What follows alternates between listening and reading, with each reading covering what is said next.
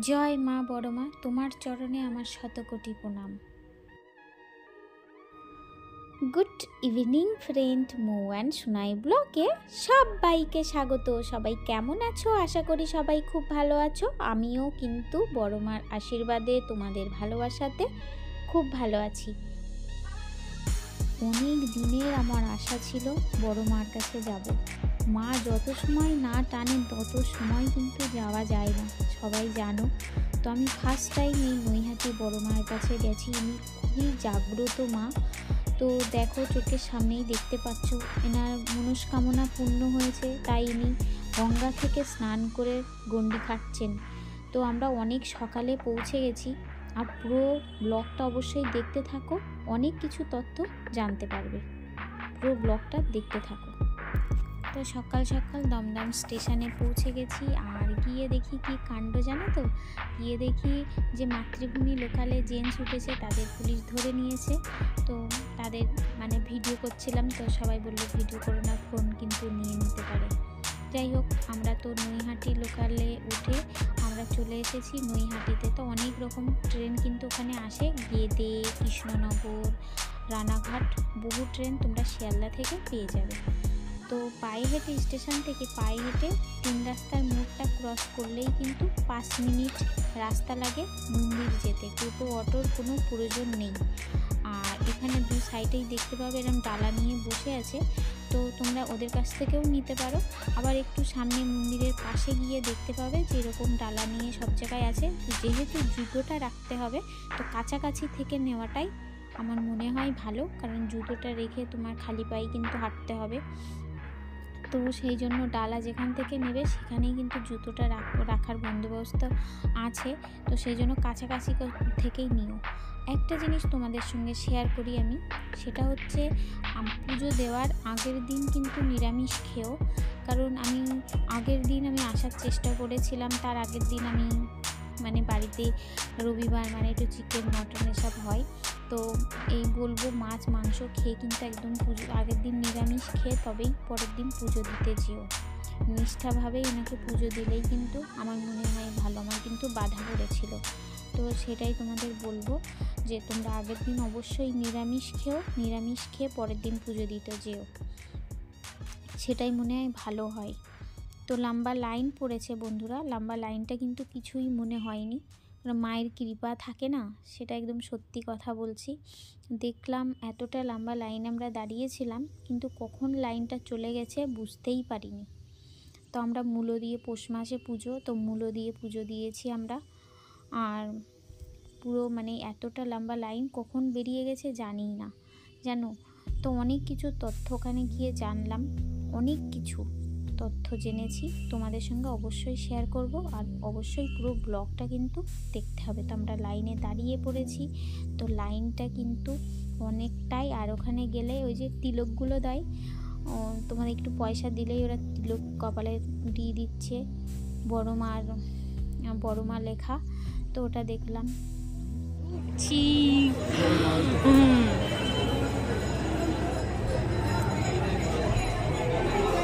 প্রচুর লাইন। আর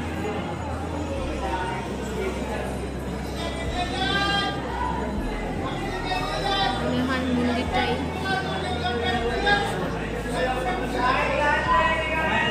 আমাদের দিক থেকে এরকমভাবে লাইনে যেতে হচ্ছে, প্রচুর ভিড়।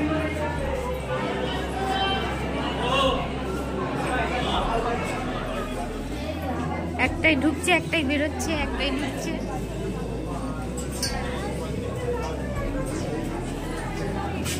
কোনো ঝামেলা হবে না, এটা অনেক ভালো সিস্টেম।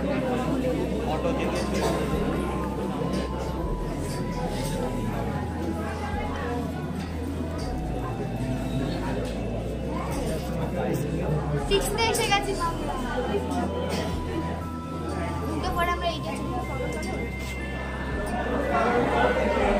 উনি দাঁড়িয়ে পড়ছে, তো ফটোটা তুলতে পারছি না।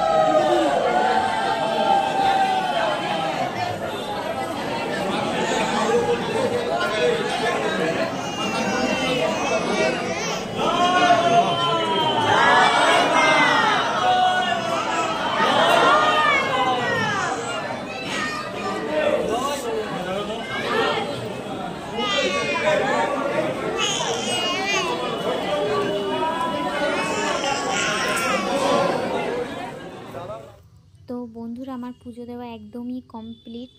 তো আমরা ডোর পড়ছি, মেয়েকে ডোর পরিয়ে দিচ্ছি, মেয়ে আমাকে ডোর পরিয়ে দিচ্ছে। তো ওখান থেকেই ডোরটা মনে হলো যে এখান থেকেই পড়ে যায় ডোরটা, তার ডোরটা পরে নিচ্ছি। আর তোমরা যখন মন্দির থেকে বাইরে বেরোবে বাহাতে দেখবে সিঁদুরের অনেক সিঁদুর আলতা। তা মনে করলে ওখান থেকে কিন্তু অবশ্যই কালেক্ট করতে পারো সিঁদুর আর আলতা, কারণ মায়ের সিঁদুর পরা খুবই মঙ্গলজনক। কোনো শুভ কাজে গেলে পরে যাবে, কাজ অবশ্যই সাকসেস হবে। তো আমি সেই জন্য ওখান থেকে একটু সিঁদুর আলতা একটা নিয়ে চলে এসেছি, মায়ের সিঁদুর।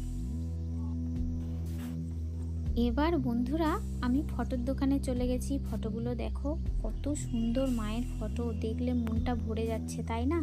তো বন্ধু বান্ধব আত্মীয় স্বজন যদি কারোর দিতে চাও অবশ্যই দিতে পারো। 20 টাকা থেকে শুরু, কিন্তু এবার যেরকম বাজেটের নেবে সেরকম দাম, বড় নিলে বড় দাম যেরকম হয়। তো 20 টাকা থেকে শুরু। তো আমি একটা বড় ফটো নিয়ে এসেছি, মায়ের দর্শন রোজ আমি বাড়িতে দেখবো। নাকি মায়ের মন্দির থেকে তোমরা আর একটা মন্দির যাবে, যারা এখনো পর্যন্ত জানো না, যারা গেছো জানো না, তাদের অবশ্যই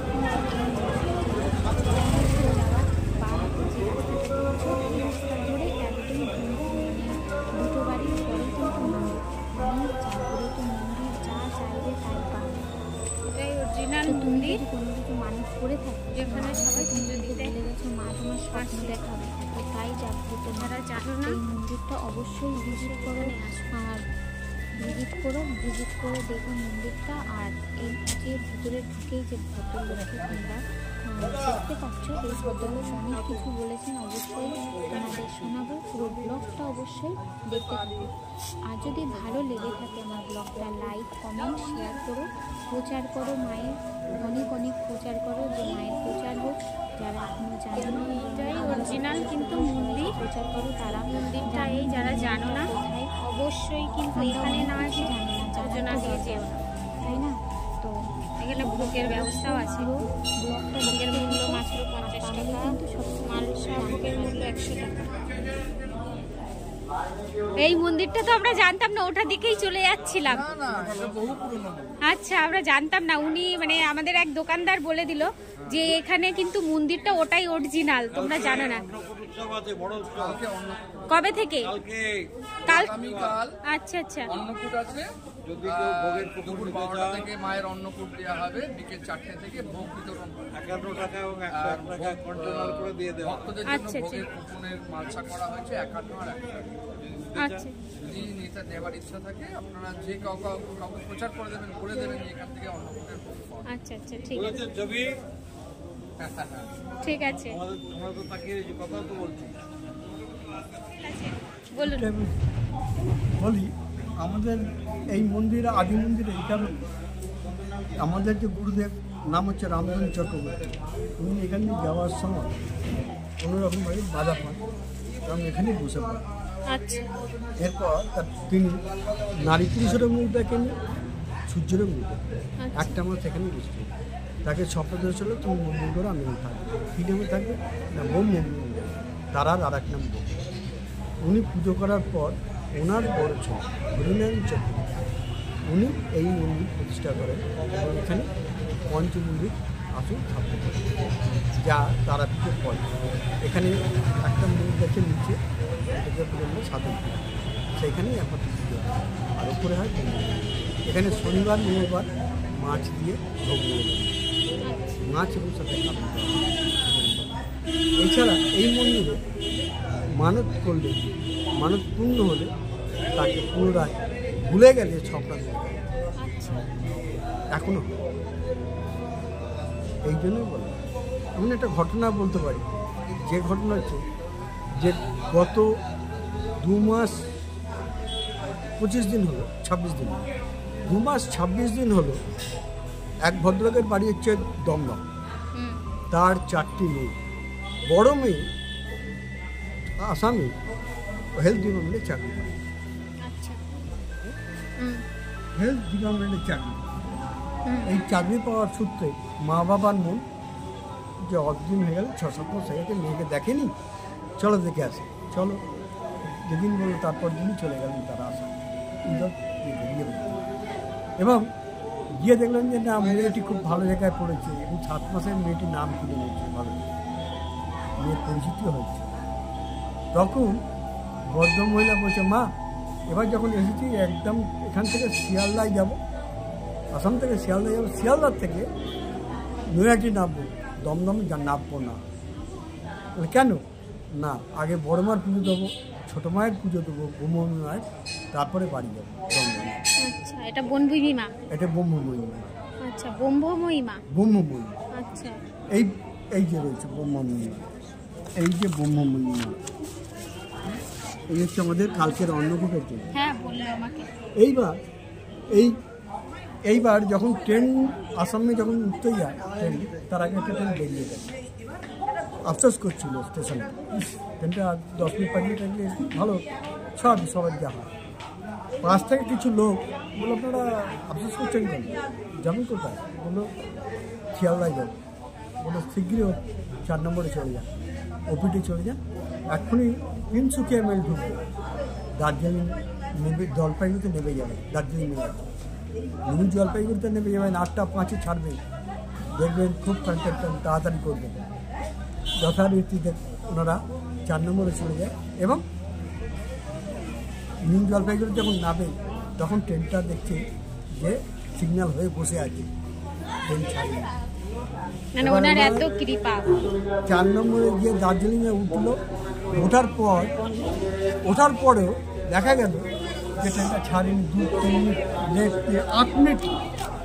যখন ট্রেনটা ছাড়ছে 8টা 13, তখন 8টা 13 ওনারা এসে এখানে পৌঁছিয়েছেন শেষমেশ। হ্যাঁ, 8টা 13 ট্রেন ছেড়ে দেওয়ার পরে এবার চিন্তা করো, যে ট্রেনটা 8টা 5-এ ছাড়ার কথা সেটা 8টা 13-এ ছাড়বে। যেতে যেতে মাঝ রাস্তায় ট্রেন রুট চেঞ্জ হয়ে গেল, যেতে যেতে ট্রেনটা মাঝ রাস্তায় রুট চেঞ্জ হয়ে গেল। কোথায় রুট চেঞ্জ হলো? নৈহাটিকে দিয়ে গেল, যেটা দক্ষিণেশ্বর হয়ে যাওয়ার কথা সেটা গেল নৈহাটি। নৈহাটিতে জানালো, এইখানে এসে বড়মার পুজো দিল, ব্রহ্মময়ী পুজো দিল, তারপরে আবার দমদমে গেল। এই হচ্ছে মায়ের নীলা, মায়ের খেলা, এটা হচ্ছে মায়ের খেলা। তো বন্ধুরা, ব্লগটা আমার কেমন লাগছে অবশ্যই কিন্তু কমেন্টে বলতে ভুলো না। ভালো লাগলে লাইক কমেন্ট শেয়ার অবশ্যই করো। আর যদি নতুন কেউ এসে আমার ভিডিওটা দেখছো, তার কাছে রিকোয়েস্ট, সাবস্ক্রাইব করে বেল আইকন অন করে রেখে দিও প্লিজ, এইরকম নতুন নতুন ভিডিও দেখার জন্য। আর অনেক অনেক শেয়ার করো, যে মায়ের প্রচার হোক, মায়ের প্রচার করলে সবার মঙ্গল করবে মা মঙ্গলময়ী।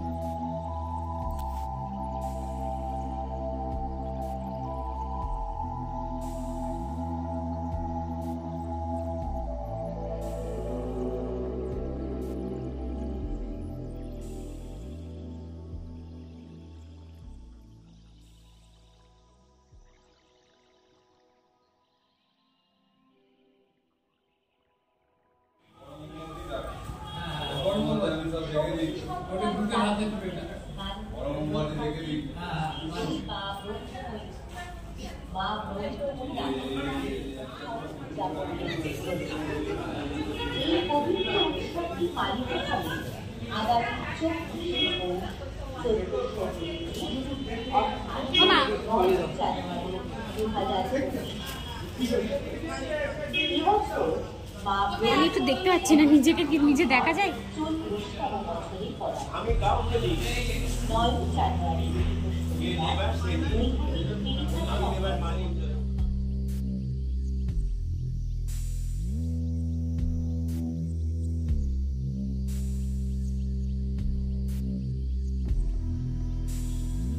তো অনেকগুলো ফটো তুলেছি, বুঝতেই পারছো, সেই জন্য তোমাদের একটু দেখিয়ে দিলাম। টাইম এখান থেকে দেখছি যাচ্ছে, এটা গঙ্গার পাড়, মন্দিরটা তো এই পাশ দিয়ে এলাম, দেখতেই পেলেন। আর এখান থেকে যাচ্ছি গঙ্গার পাড়ে, দেখো লঞ্চ আসছে। এগুলোই অবশ্যই কিন্তু দেখতে এসো, খুব ভালো একটা জায়গা, খুব সুন্দর একটা প্লেস, খুব ভালো লাগলো। এগুলো অবশ্য মিস করো না কেউ।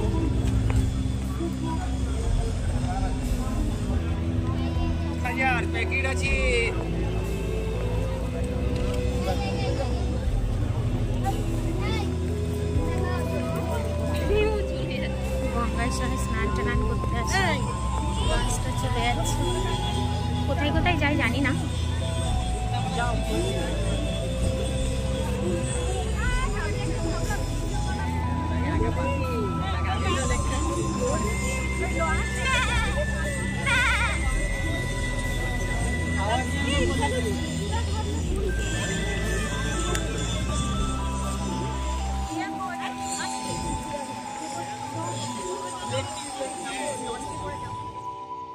তো গঙ্গার ঘাটে চলে গেছি, এখন একটু মাথায় জল টল ছিটিয়ে নিয়েছি, তারপর গো টু হোম, মানে বাড়ি চলে এসেছি। তো নৈহাটি থেকে অনেক শিয়ালদা ট্রেন পেয়ে যাবে, কোনো টেনশনের ব্যাপার না, অনেক ট্রেন পেয়ে যাবে। তো এখানে আমরা একটু ফটো টটো তুলেছি, তারপরে রিল বানিয়েছি। তো খুব ভালো লাগলো। তোমাদের কেমন লেগেছে কিন্তু বলতে ভুলো না। সবাই খুব ভালো থেকো, সুস্থ থেকো। আবার আমি আসবো নতুন একটা ব্লগ নিয়ে তোমাদের কাছে। তা সবাই খুব খুব ভালো থেকো। কেমন?